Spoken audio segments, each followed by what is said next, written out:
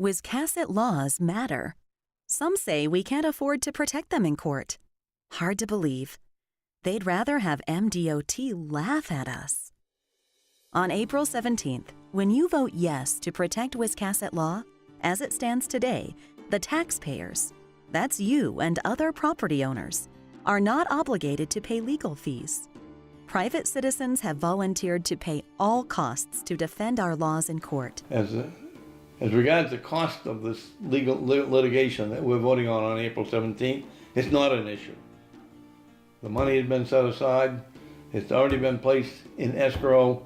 It is there to pay the bills when they come in. Period. There is no issue.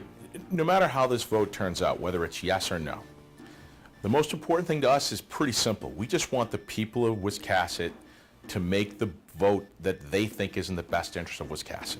So we don't want finances to be the primary issue. We want the town of Wiscasset and its rights to be the primary issue. I know the Deering family has promised to put up the money to cover the lawsuit. And I know that one of our local attorneys, Dave Soul, has agreed to hold that money in an escrow account until such time as the town is ready to receive it. We've signed the document, we have the money, we are ready to proceed. Tell us how. That family has been part of this town for years. The people that are running that family company right now grew up here as little kids. I've known their parents for 30 years. They live down around the corner from me. They're honorable, respectable people.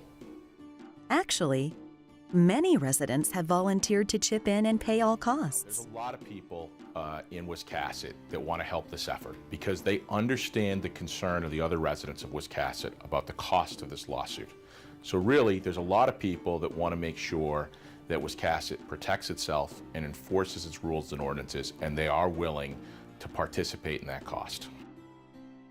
When we vote on April 17th to defend local laws, then comes a simple vote to, yes, protect the taxpayers and have donations cover all costs. You know, through this whole process, we've had to have a lot of contact with the town of Wiscasset administrative offices. And I can tell you that we've got a good working relationship with Marian Anderson. She knows where we stand on this issue. She has the agreement, and if people vote yes, she can sign the agreement the next day and we're in business. Yeah.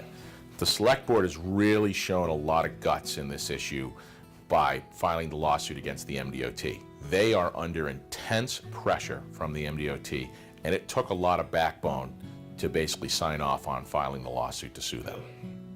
So it will not cost the taxpayers a dime.